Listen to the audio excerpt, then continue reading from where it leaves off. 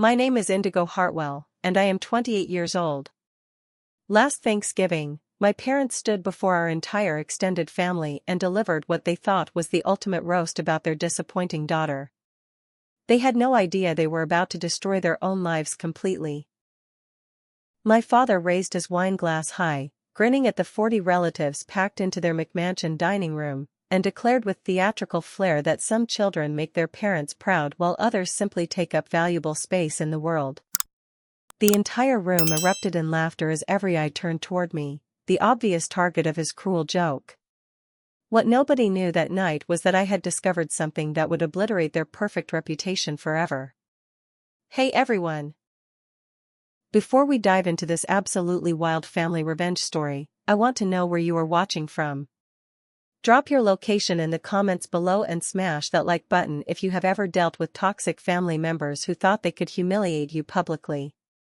Make sure to subscribe because this story has more twists than a soap opera, and trust me, you will want to see how karma comes for people who think they can destroy others without consequences. Now let me tell you exactly how my parents went from family heroes to complete pariahs in just 6 months.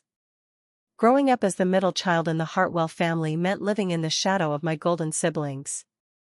My older brother Marcus graduated summa cum laude from Harvard Business School and now runs a successful tech startup in Silicon Valley. My younger sister Celeste became a pediatric surgeon and married a senator's son. Meanwhile, I chose to become a social worker, which my parents viewed as throwing my expensive education directly into the garbage disposal. They never missed an opportunity to remind me of my failures. Every family gathering became a performance where they would showcase Marcus and Celeste while treating me like an embarrassing relative they were forced to acknowledge. The Thanksgiving incident was simply the latest in a decades-long pattern of public humiliation designed to put me in my place. But that night changed everything because I finally snapped. After enduring 2 hours of comparison torture, I excused myself to use the bathroom upstairs. As I walked past my father's home office, I noticed his computer was still logged into his email account. Something made me pause and glance at the screen, probably years of suppressed anger finally bubbling to the surface. What I saw there made my blood turn to ice water in my veins. There were dozens of emails between my father and someone named Patricia Montenegro, discussing financial transfers, offshore accounts, and shell companies. The subject lines alone were enough to make any reasonable person call the authorities immediately. But as I scrolled through the correspondence, the true scope of their operation became crystal clear. My father was not just evading taxes. He was running an elaborate money laundering scheme through his accounting firm, helping wealthy clients hide millions of dollars from the Internal Revenue Service. The emails detailed everything from fake business expenses to fraudulent charity donations. Patricia appeared to be his partner in this criminal enterprise, and together they had been stealing from the government for over a decade. My hands started shaking as I realized the implications. The beautiful house we were sitting in, the expensive cars in the driveway, the lavish vacations they took 3 times a year, the designer clothes my mother wore to church every Sunday, all of it was funded by stolen money.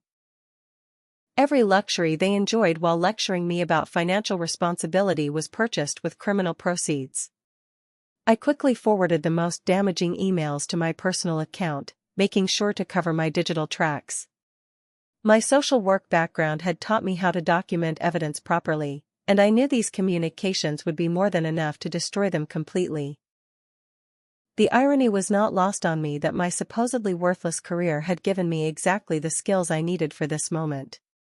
The rest of that evening passed in a blur of fake smiles and forced conversations.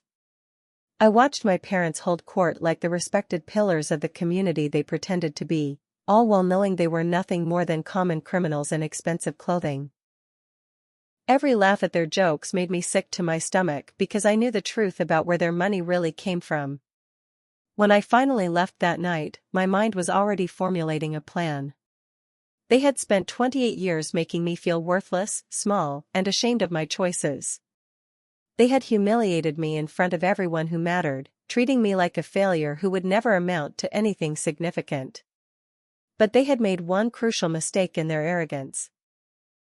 They had underestimated their disappointing daughter who supposedly just takes up space in the world.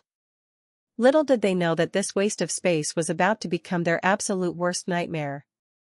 The game was about to change completely, and for the first time in my life, I held all the winning cards in my hands. The Monday morning after Thanksgiving, I sat in my tiny apartment staring at those forwarded emails and felt something I had never experienced before in my relationship with my parents. Pure, crystalline hatred mixed with the intoxicating possibility of complete revenge. For the first time in my life, I had the power to destroy the people who had spent decades destroying me psychologically. My initial instinct was to march straight to the nearest FBI office and dump everything on their desk immediately. The evidence was overwhelming, and I knew they would be arrested within weeks.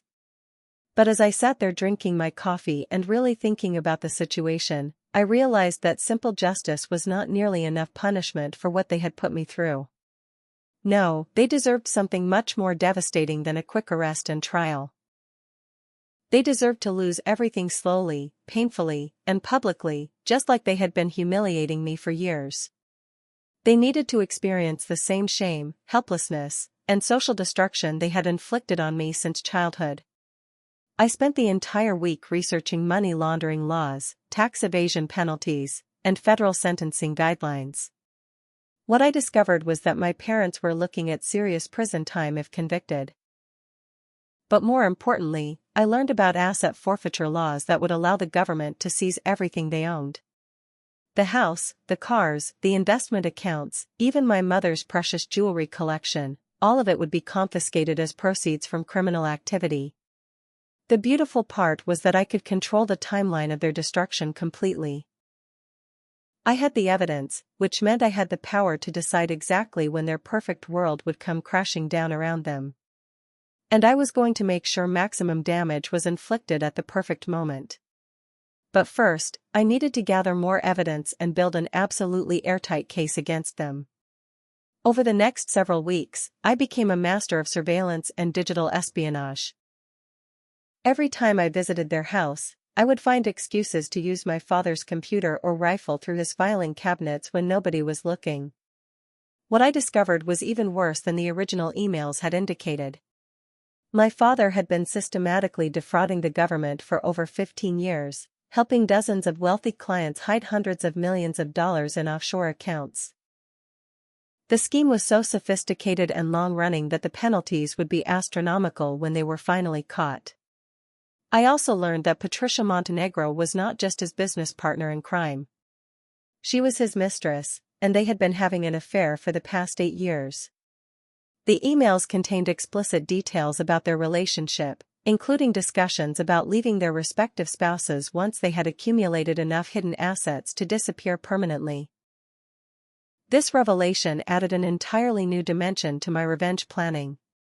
Not only was my father a criminal, but he was also a cheating husband who had been betraying my mother for nearly a decade. The man who lectured me constantly about moral values and personal responsibility was living a complete lie.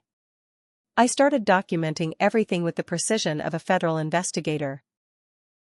I photographed documents, recorded conversations when possible, and created detailed timelines of their criminal activities. Every piece of evidence was carefully organized and stored in multiple secure locations.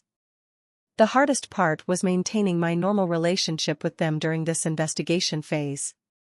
Every Sunday dinner became an acting exercise where I had to pretend I still cared about their opinions and respected their authority. Listening to my father give me lectures about making better life choices while knowing he was a criminal mastermind required every ounce of self-control I possessed. But I also started noticing things I had missed before. The way my mother would nervously change the subject whenever anyone asked about their finances. The suspicious phone calls my father would take in private. The expensive gifts that appeared randomly without any special occasion to justify them. All the signs had been there for years, but I had been too busy feeling worthless to pay attention. Christmas dinner was particularly excruciating because they decided to make me the target of their entertainment once again. This time, the joke was about how social workers make such pitiful salaries that I would probably never be able to afford a house or family of my own. The entire table laughed at my expense while I smiled and pretended it did not bother me. But inside, I was counting down the days until their reckoning would arrive.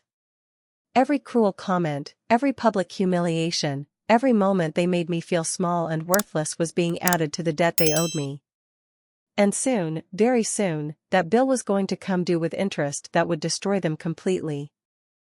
By February, I had accumulated enough evidence to send my parents to federal prison for the rest of their natural lives.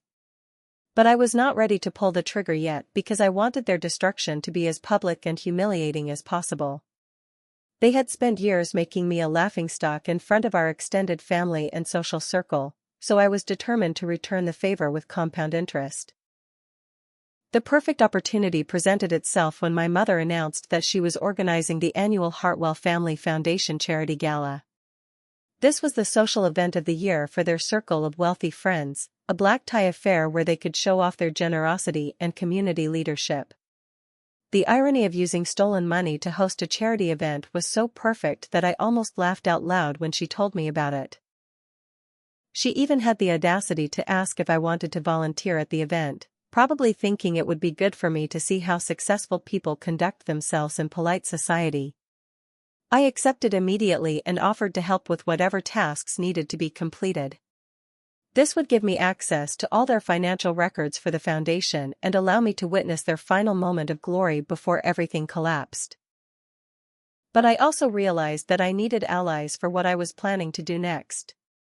Going up against my parents alone was dangerous because they had money, connections, and the ability to hire expensive lawyers who could potentially find ways to minimize their punishment. I needed someone with real power who would be just as invested in seeing them destroyed as I was. The solution came to me during one of my regular visits to check on Mrs. Eleanor Blackwood, an elderly client through my social work job. Mrs. Blackwood was 92 years old, sharp as a razor, and had been complaining for months about how her financial advisor had been giving her suspicious advice about tax shelters and offshore investments. When I casually mentioned my father's name during one of our conversations, her face immediately darkened with recognition.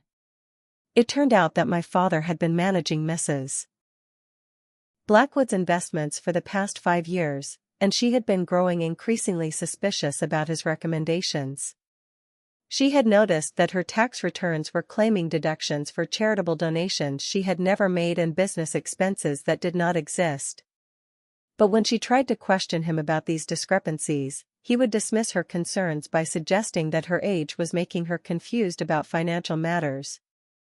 This was exactly what I had been hoping to find. Mrs. Blackwood was not just another victim of my father's criminal scheme, she was a victim with serious resources and connections. Her late husband had been a federal judge, and she still maintained friendships with people in the Justice Department and Internal Revenue Service. More importantly, she was absolutely furious about being defrauded and was eager to see justice served. I carefully shared some of my evidence with Mrs. Blackwood, making sure to present it as concerns I had discovered rather than the result of deliberate investigation. Her reaction was everything I could have hoped for. She immediately contacted her attorney and began her own investigation into my father's activities with her accounts. Within weeks, Mrs. Blackwood had uncovered even more evidence of criminal activity than I had managed to find on my own. My father had been systematically overcharging her for services, claiming fake fees, and using her accounts to hide money for other clients. The scope of his fraud was staggering, and Mrs. Blackwood had the documentation to prove every single violation. But the most beautiful part was that Mrs. Blackwood also had connections to investigative journalists who specialized in financial crimes. She reached out to Rebecca Chen, a reporter for the Washington Post who had won awards for exposing tax evasion schemes among wealthy elites. Rebecca was very interested in the story, especially when she learned about the charity gala and the foundation that was being used as a front for money laundering. Everything was coming together perfectly. I had the evidence, Mrs. Blackwood had the connections, and Rebecca had the platform to make sure their destruction would be as public and humiliating as possible. The charity gala was scheduled for the first weekend in April, which gave us just enough time to coordinate a simultaneous attack from multiple directions. The plan was elegant in its simplicity. Rebecca would publish her expose about my father's criminal activities on the morning of the gala, complete with detailed evidence and interviews with victims like Mrs. Blackwood. Simultaneously, Mrs. Blackwood's attorney would file complaints with the Internal Revenue Service, the Federal Bureau of Investigation, and the State Licensing Board for Accountants. But I wanted to add one more element to ensure maximum devastation. I decided to contact Patricia Montenegro directly and inform her that my father was about to be exposed for their criminal partnership. I wanted to see if she would try to save herself by cooperating with authorities, which would eliminate any possibility of my father finding a way to escape justice. The conversation with Patricia was even more satisfying than I had anticipated. When I called her and explained that I knew about their business relationship and personal affair, she immediately started panicking and asking how I had found out. I calmly explained that I had evidence of everything they had been doing and that she had two choices: cooperate with the investigation or go down with my father when everything became public. Patricia chose self-preservation, exactly as I had hoped she would. She agreed to turn over all her records and testify against my father in exchange for immunity from prosecution. This meant that my father would not only lose his freedom and his money, but he would also be betrayed by his criminal partner and mistress at the same time. As March turned into April and the gala approached, I could barely contain my excitement about what was coming. My parents had no idea that their perfect life was about to implode spectacularly in front of everyone they had ever tried to impress. The disappointing daughter who supposedly just takes up space was about to show them exactly what happens when you underestimate someone for too long. The morning of April 6th dawned bright and clear, which felt like the universe was providing perfect lighting for the destruction I had been planning for months. I woke up at 5 in the morning, not from an alarm, but from pure anticipation coursing through my veins like electricity. Today was the day my parents would discover that their disappointing daughter had been playing chess while they thought we were playing checkers. Rebecca Chen's article went live on the Washington Post website at exactly 6 in the morning, perfectly timed to catch the early news cycle. The headline read: Local accounting firm owner accused of massive tax evasion and money laundering scheme, and it was everything I had dreamed it would be. The article detailed my father's criminal activities with surgical precision, complete with copies of incriminating emails, financial records, and interviews with victims like Mrs. Blackwood. I sat in my apartment reading every word of the article while drinking my coffee, savoring each damning detail like it was the finest wine ever produced. Rebecca had done exceptional work, painting a picture of systematic fraud that had been going on for over 15 years. The article estimated that my father had helped clients hide over $200 million from the Internal Revenue Service, making this one of the largest tax evasion cases in state history.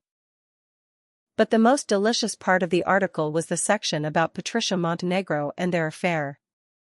Rebecca had managed to obtain some of their more intimate email exchanges, and while she had tastefully edited them for publication, it was clear that my father had been living a double life for years. The man who lectured me about moral values and personal responsibility was exposed as a cheating criminal who had betrayed everyone who trusted him. My phone started ringing at 7 in the morning, and I knew without looking that it was my mother calling in a complete panic. I let it go to voicemail and listened to her frantic message about how there had been some terrible mistake and how I needed to call her back immediately. The desperation in her voice was music to my ears after decades of condescension and cruelty.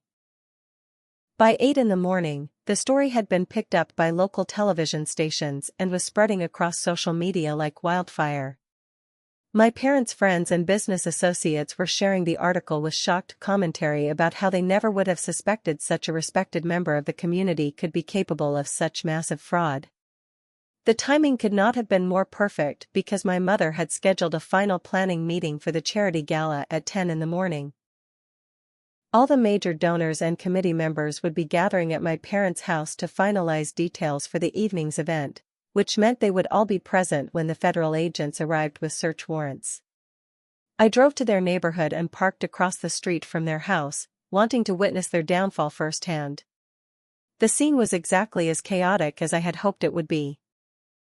Expensive cars were pulling up to the house as committee members arrived for the meeting, completely unaware that they were walking into the most dramatic social disaster in recent memory.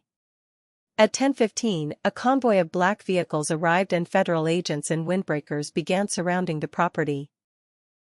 I watched through my car window as agents with search warrants knocked on the front door while my mother answered in her designer dress, probably thinking they were there by mistake or looking for someone else in the neighborhood. The look of absolute horror on her face when she realized they were there for her husband was worth every moment of humiliation I had endured over the years. I could see her mouth moving frantically as she tried to explain that there had been some misunderstanding, but the agents simply pushed past her into the house where all the charity committee members were sitting in shocked silence. Within minutes, the entire neighborhood was swarming with law enforcement vehicles, news vans, and curious neighbors who had heard about the morning's revelations. The house that had been the symbol of my parents' success and social status was now the center of a criminal investigation that would be broadcast on every local news station. My father was led out of the house in handcuffs at 11:30, and the image was captured by every photographer and camera crew present. The man who had spent decades lecturing me about making something of my life was now doing the perp walk in front of his entire social circle. The humiliation was so complete and public that I actually felt sorry for him for about 3 seconds before remembering every cruel thing he had ever said to me. But the most satisfying moment came when Patricia Montenegro arrived at the house in her own car, apparently unaware that she was driving directly into a federal investigation. I watched as agents immediately approached her vehicle and began questioning her about her business relationship with my father. She was clearly terrified and started talking immediately, probably trying to save herself by providing evidence against her former partner and lover. The charity gala was obviously cancelled, and by noon every news outlet in the state was running stories about the scandal. The Hartwell family name, which my parents had spent decades building into a symbol of respectability and success, was now permanently associated with criminal fraud and public disgrace. I finally drove home around 1 in the afternoon, feeling more satisfied than I had ever felt in my entire life. My phone was buzzing constantly with calls and text messages from relatives who wanted to know if I had heard about what happened to my parents. I ignored all of them because I wanted to savor this moment of complete vindication without having to pretend to be shocked or concerned. The disappointing daughter who supposedly just takes up space had just orchestrated the total destruction of the people who had spent years making her feel worthless. And this was only the beginning of their punishment because the legal consequences were going to be far worse than the social humiliation they had experienced today. The weeks following my parents' arrest were a masterclass in watching privileged people discover that money and connections cannot solve every problem. My father was denied bail due to flight risk concerns, especially after prosecutors revealed evidence of offshore accounts and discussions about fleeing the country. My mother was not charged initially, but she became a social pariah overnight as their entire circle of friends disappeared faster than expensive wine at a charity auction. The house that had been the centerpiece of their perfect life was seized by federal agents as part of the asset forfeiture process. I drove by one afternoon and saw them loading my mother's precious antique furniture and designer clothing into government trucks. Everything she had used to lord her success over me was being catalogued and prepared for auction to compensate the victims of my father's crimes. My mother called me crying hysterically about how she had nowhere to live and no access to their bank accounts, which had all been frozen pending the investigation. She begged me to let her stay in my tiny one-bedroom apartment, apparently forgetting that she had spent years mocking my modest living situation as evidence of my failures in life. I politely declined and suggested she contact one of her many wealthy friends for assistance, knowing full well that none of them would risk their own reputations by associating with her. The most delicious irony was watching my golden siblings scramble to distance themselves from the scandal. Marcus immediately hired a public relations firm to manage his image and issued a statement through his lawyer expressing shock and disappointment about his father's alleged crimes. Celeste changed her social media profiles to use her married name exclusively and stopped mentioning her family background entirely. Both of them called me separately to ask if I had known anything about our father's criminal activities beforehand. I enjoyed telling them that I had been too busy with my worthless social work career to pay attention to family business matters. They both seemed relieved that their unsuccessful sister had been too incompetent to be involved in anything that might implicate them. The criminal trial began 6 months after the initial arrest, and it was everything I had hoped it would be. Patricia Montenegro testified against my father in exchange for immunity, detailing not only their money laundering scheme but also their 8-year affair with uncomfortable specificity. The prosecution played audio recordings of phone conversations where my father bragged about how easily he could manipulate wealthy clients into participating in his illegal tax shelters.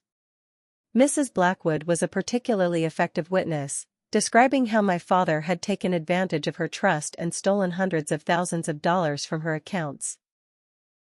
She testified with such dignity and moral authority that even my father's expensive defense team could not shake her credibility during cross-examination.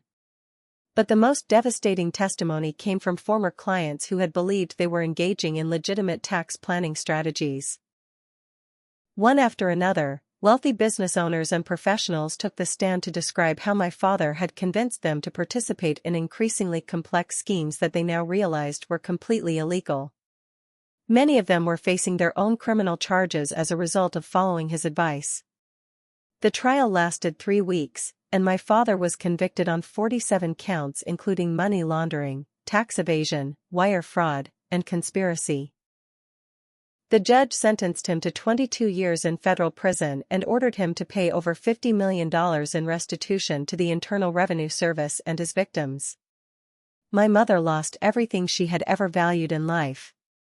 The house, the cars, the jewelry, the designer clothes, the country club membership, the social status, all of it disappeared as if it had never existed.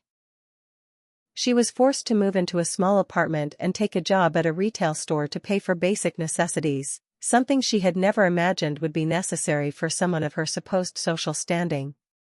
The most satisfying part was watching how quickly their former friends abandoned them once the scandal broke. People who had fawned over my parents for decades suddenly claimed they had never been close friends and had always suspected something was not quite right about their lavish lifestyle. The same social circle that had laughed at my expense for years was now treating my family name like a contagious disease. Local news stations ran follow-up stories about the case for months, always including footage of my father being led away in handcuffs and my mother crying outside the courthouse. Their public humiliation was so complete that they became a cautionary tale about how greed and arrogance can destroy even the most seemingly successful families. I watched all of this unfold from the safety of my modest apartment, feeling vindicated in ways I had never thought possible. The people who had spent decades making me feel worthless and ashamed had lost literally everything they had ever valued. Their money, their status, their reputation, their freedom, all of it was gone because they had underestimated the daughter they considered a failure. But perhaps the most beautiful part was that I had accomplished all of this using exactly the skills they had mocked me for developing. My social work background had taught me how to investigate, document evidence, build relationships with victims, and navigate complex bureaucratic systems. The career they had considered worthless was precisely what had given me the tools to destroy them so completely.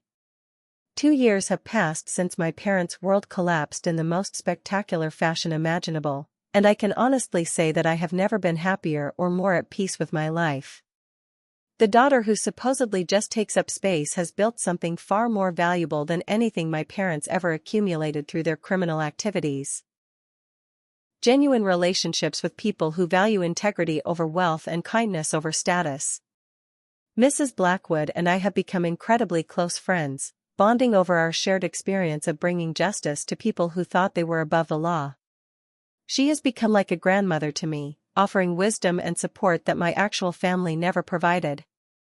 We have lunch together every week, and she often tells me how proud she is of the courage I showed in exposing my father's crimes. Having someone believe in me unconditionally has been healing in ways I never expected. My relationship with my siblings has evolved in interesting ways since the scandal broke. Marcus initially tried to maintain his distance, but eventually reached out to apologize for years of participating in our parents' cruelty toward me. He admitted that he had always known I was being treated unfairly but had been too focused on maintaining his favored status to speak up. We are slowly rebuilding a relationship based on mutual respect rather than the toxic family dynamics that had defined our childhood. Celeste has been less willing to acknowledge her role in my mistreatment, but she has stopped making condescending comments about my career choices and lifestyle. Sometimes growth comes in small steps, and I am willing to accept her limited efforts to be a better sister. We may never be close, but at least we can have civil conversations now. My mother has had the hardest time adjusting to her new reality. She lost not just her material possessions but also her entire identity, which had been built around being the wife of a successful man and the mother of accomplished children. She has attempted to reconcile with me several times, usually when she needs help with something, but she has never genuinely apologized for decades of emotional abuse and public humiliation. I have chosen to maintain minimal contact with her, primarily because I have learned that forgiveness does not require subjecting myself to continued toxicity. She made choices that harmed me for years, and I am not obligated to pretend those choices did not matter simply because she is now facing consequences for other decisions she made. My father writes letters from prison occasionally, attempting to rebuild some kind of relationship with his children. His letters are full of justifications for his criminal behavior and requests for money to make his imprisonment more comfortable. I have never responded to any of them because I have nothing to say to someone who spent my entire life making me feel worthless and then expected my forgiveness when his own choices led to consequences. The most unexpected outcome of this entire experience has been the positive changes in my own life and career. Rebecca Chen's article about my father's crimes included details about how the investigation began with concerns raised by a social worker who noticed irregularities in a client's financial situation. This led to several job opportunities with organizations that investigate white-collar crime and financial exploitation of vulnerable populations. I now work for a nonprofit organization that helps elderly victims of financial fraud recover their stolen assets and rebuild their lives. My experience with my father's case gave me unique insight into how these schemes operate and how to build cases that result in successful prosecutions. I am making more money than I ever did in traditional social work, but more importantly, I am using my skills to protect people from exactly the kind of predators my father was. The irony is not lost on me that my supposedly worthless career has become more successful and fulfilling than anything my golden siblings have accomplished. Marcus's tech startup failed during the economic uncertainty following our family scandal, and Celeste's medical practice lost several wealthy patients who did not want to be associated with our family name. Meanwhile, I have found my true calling in work that makes a real difference in people's lives. I have also learned valuable lessons about the difference between family and people who actually care about your well-being. My chosen family now includes Mrs. Blackwood, several colleagues who have become genuine friends, and a wonderful man named David who loves me for exactly who I am rather than what I might achieve or accumulate. David was actually one of the federal agents who worked on my father's case, and we started dating about a year after the trial ended. He has told me multiple times how impressed he was with the quality of evidence I had gathered and the courage it took to expose my own family's crimes. Having a partner who sees my actions as heroic rather than disloyal has been transformative for my self-esteem and confidence. Looking back on everything that happened, I realize that my parents actually did me a favor by treating me so terribly for so many years. Their cruelty forced me to develop independence, resilience, and strong moral principles because I could not rely on their support or approval. They inadvertently created exactly the kind of person who would have the strength and determination to bring them to justice when the opportunity arose. The daughter who supposedly just takes up space has learned that sometimes the greatest revenge is simply living well and staying true to your values while watching karma destroy people who thought they were untouchable. My parents spent decades trying to make me feel small and worthless, but their own choices ultimately revealed which one of us actually had character and integrity. So here is my question for all of you who have made it this far in my story: Have you ever experienced that moment when someone who underestimated you finally realized they made a terrible mistake? Drop a comment below and share your own stories about family karma, workplace justice, or any situation where the truth finally came to light in the most satisfying way possible. Your experiences might help someone else who is dealing with toxic family members or people who think they can get away with treating others badly. If this story resonated with you, please hit that like button and subscribe to hear more tales about justice being served and karma coming for people who think they are above consequences. Share this video with anyone who needs to be reminded that sometimes the people others look down on are exactly the ones who will bring their whole world crashing down. Thank you so much for listening to my family revenge story, and I hope it reminds you that your worth is not determined by what toxic people think about you. Sometimes the best revenge is simply becoming the person they never believed you could be while watching their own choices destroy everything they thought made them superior. Stay strong, trust your instincts, and never let anyone convince you that you are worth less than you know you are.